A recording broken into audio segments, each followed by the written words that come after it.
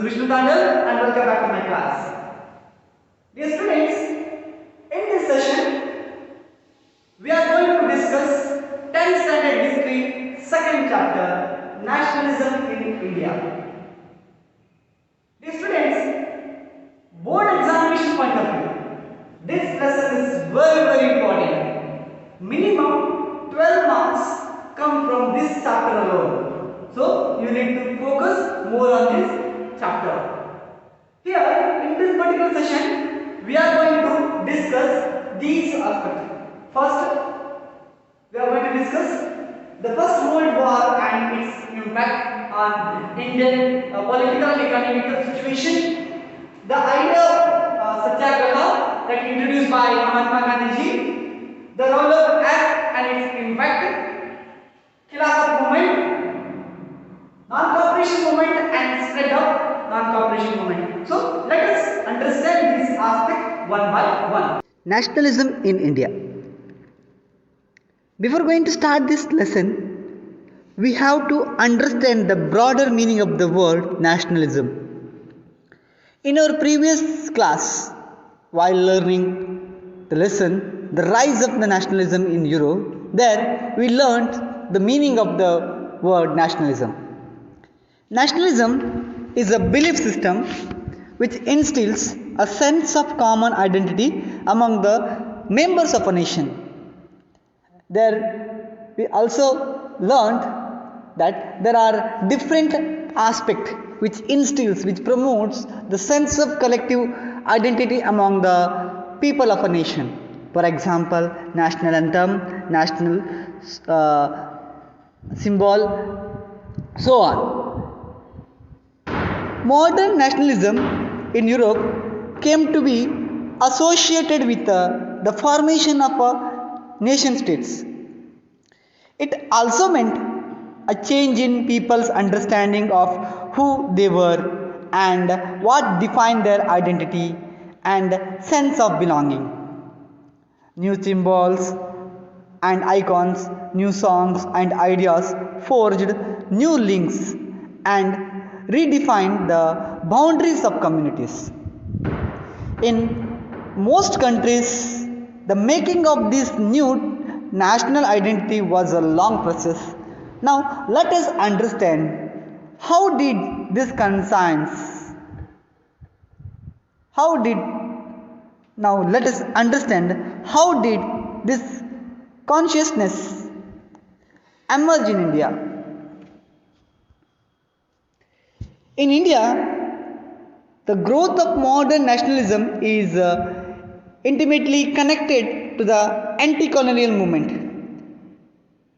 People began discovering their unity in the process of their struggle with colonialism. This sense of being oppressed under colonialism provided a shared bond that tied many different groups together. But each class and group felt the effect of colonialism differently. Their experiences were varied and their notions of freedom were not always the same. The Congress under Mahatma Gandhi tried to forge these groups together within one movement, but the unity did not emerge without conflict. Now students, let us move to very important aspect of this lesson is the World War I and its impact. It could be 3 marks question, one of the important questions, board examination point of view. So let us understand what were the impact of First World War on Indian economic and political condition. The First World War had a huge impact on Indian economic and political situation. The First World War created a new economic and political situation. It led to a huge increase in defense expenditure, which was financed by war loans and increasing taxes. Custom duties were raised and income tax introduced. Through the war, years, prices increased, doubling between 1913 and 1918. This led to extreme hardship for the common people. Villages were forced to supply soldiers, and the forced recruitment in rural areas caused widespread anger. What do you mean forced recruitment? It's nothing but it's a process by which colonial state forced people to join the army. It was a process by which the colonial state forced people to join the army. It was known as a forced recruitment. So in 1918 and 1919 and 1920 to 1921, crops failed in many parts of the country, and that resulted in an acute shortage of food. This was accompanied by an influenza epidemic. According to the census of 1921, 12 to 30 million people perished as a result of famines and the epidemic. People hoped that their hardship would end after the war, but it did not happen. At this stage, a new leader appeared and suggested a new mode of struggle. Now, let us move to the another very important aspect, the idea of Satyagraha. Here, you may get a 3 marks question or 5 marks question. So, let us understand the concept, the idea of Satyagraha. Mahatma Gandhi ji returned to India in January 1915 from South Africa. Mahatma Gandhi ji fought against the racism in South Africa with a novel method of mass agitation, which he called as Satyagraha. So, Satyagraha is nothing but it's a novel method of mass agitation. Satyagraha is nothing but it is the novel method of mass agitation which he used in South Africa to fight against the racism in South Africa. So, now very important aspect, Gandhiji's views on Satyagraha. So, here you may get a 3 marks question or 5 marks question. So, the questions are as follows. Explain the ideas of Gandhiji regarding Satyagraha in 5 points, or explain Gandhiji's views on Satyagraha, which quality of Mahatma Gandhiji turned the freedom struggle into the mass movement. So, let us go with the points now. So, Gandhiji's views on Satyagraha. The first and foremost, the idea of Satyagraha emphasized the power of truth and the need to the search for truth. The first point, that is very important point, is the idea of Satyagraha emphasized the power of truth and the need to search for truth. And second point is, it suggested that if the cause was true, if the struggle was against injustice, then physical force was not necessary to fight the oppressor.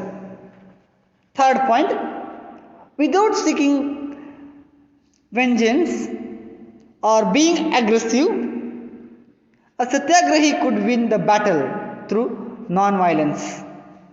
Fourth point, so this could be done by appealing to the conscience of oppressor. Fifth point, people including oppressors had to be persuaded to see the truth instead of being forced to accept the truth through the use of violence. Sixth one, by this struggle, truth was bound to ultimately triumph. Mahatma Gandhiji believed that this dharma of non-violence could unite all Indians. Now, let us move to the another important aspect of this lesson, the Rowlatt Act. What was Rowlatt Act and why did the British introduce the act? Rowlatt Act was passed by British in 1919. This act had been hurriedly passed through the Imperial Legislative Council despite the united opposition of the Indian members. This particular act gave the government enormous powers to repress the political activities and allowed detention of political prisoners without trial for 2 years. Mahatma Gandhiji wanted non-violent civil disobedience against such unjust laws, which would start with a Hartal on 6th April 1919. Hartal in the sense strike. So let us understand what were the impact of Rowlatt Act. So throughout the country, rallies were organized in various cities.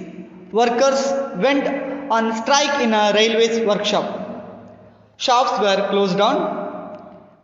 Feared British administration disrupted lines of communication such as the railways and telegraph.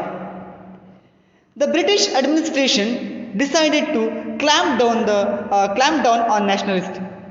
Local leaders were picked up from Amritsar, and Mahatma Gandhiji was barred from entering Delhi. So here all the local leaders were arrested by the British. On 10th April, the police in Amritsar fired upon a peaceful procession, provoking widespread attacks on banks, post offices, railway stations, so on. Soon after, the martial law was imposed and General Dyer took command. So these all were the impact of Rowlatt Act. So dear students, you may get a 3 or 5 marks question. What was Rowlatt Act and what were the impacts of a Rowlatt Act? So now let us move to the another very important aspect. One of the important events of Indian history was Jallianwala Bagh massacre. On 13th April 1919, the infamous Jallianwala Bagh incident took place. On that day, a large crowd gathered in an enclosed ground of Jallianwala Bagh.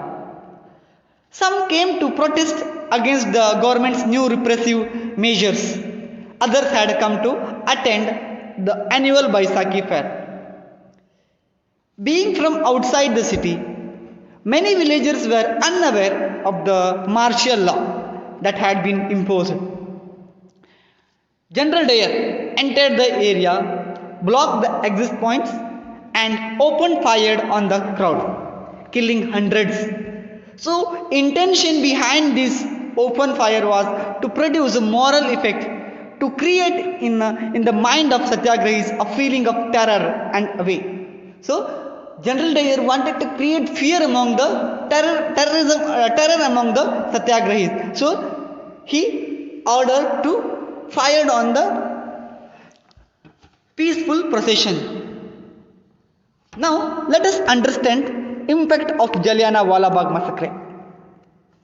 As the news of Jallianwala Bagh spread, crowd took to the streets in many North Indian towns. There were strikes, clashes with the police, and attacks on government buildings. The government responded with a brutal repression, seeking to humiliate the terrorized people.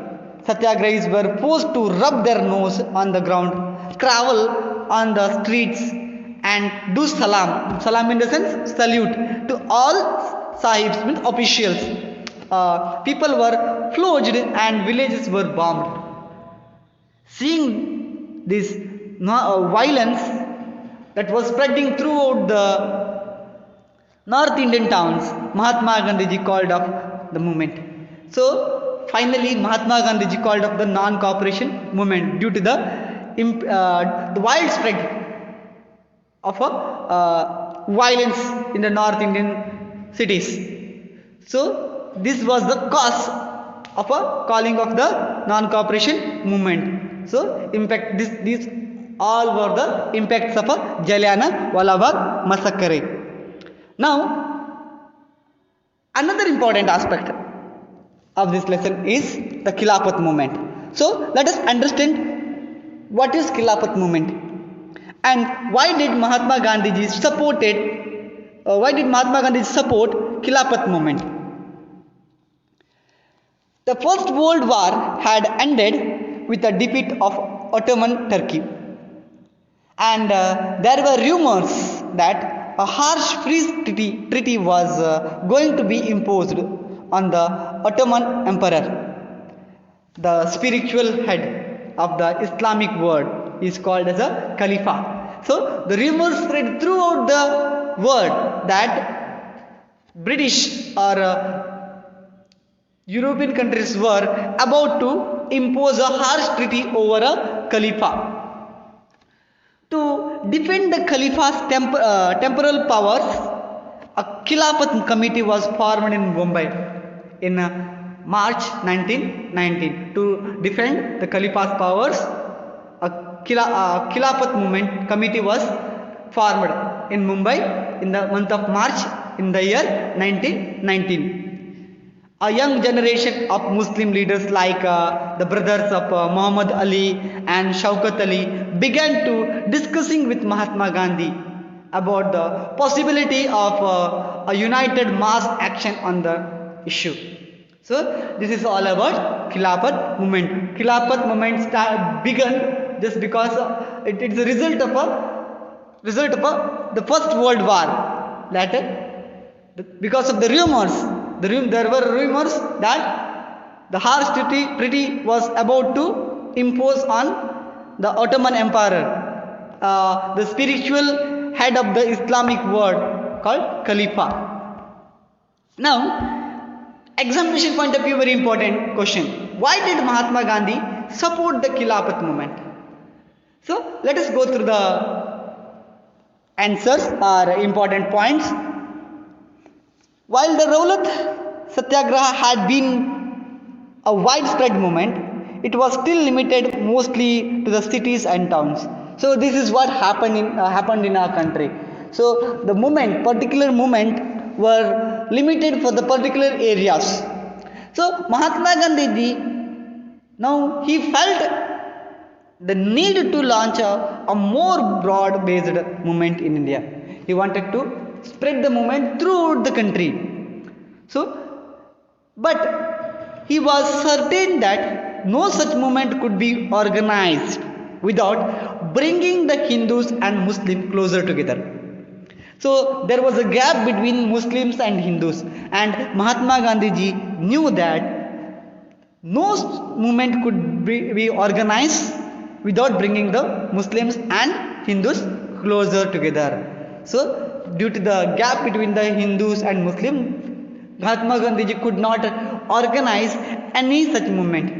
So now Gandhiji saw this Khalifa issue as an opportunity to bring Muslims under the umbrella of a united national movement.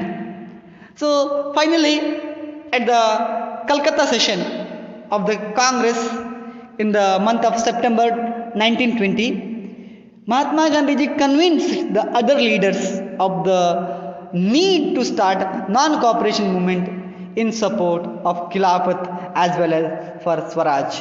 So finally Mahatma Gandhi was able to convince the other Congress leader to bring or to introduce the non-cooperation movement by supporting the Khilafat as well as the Swaraj. Now, examination point of view, very important aspect is why non-cooperation.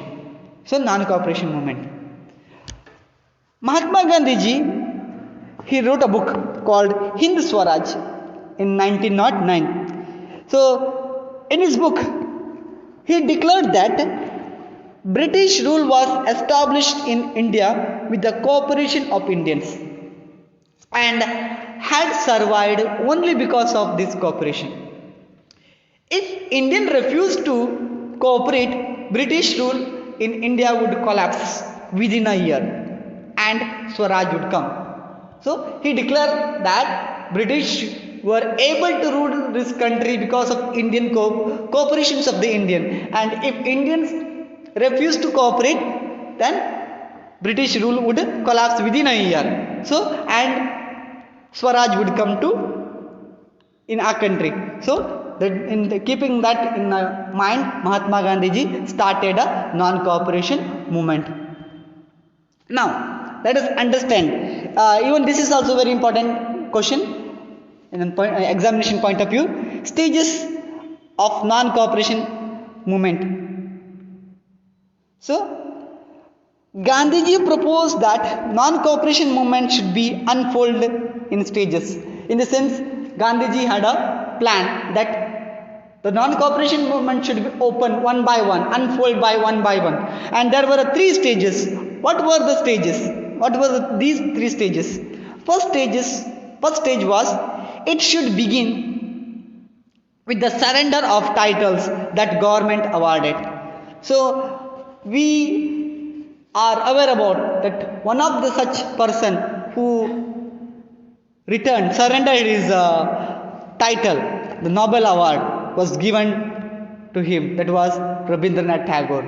Rabindranath Tagore, he surrendered his title, Nobel Award, that was awarded by the British government. So first step was it should begin with the surrender of the titles that the government awarded. The British government had given the titles or award to the Indians. By surrendering those titles, they began the movement. First stage. Second, boycott of civil services, army, police, courts and legislative councils, schools and foreign goods. This was the second stage, that a boycott in the sense refuse to use the services as well as goods. So boycott of civil services, army, police, courts, legislative councils, schools and foreign goods.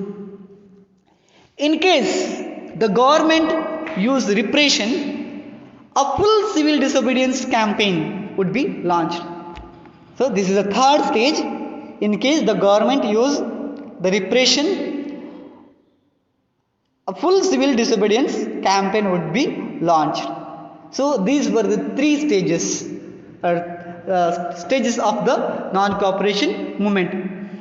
Through the summer of 1920, Mahatma Gandhi ji and Shaukat Ali, they toured extensively and mobilizing popular support for the movement. So this movement became a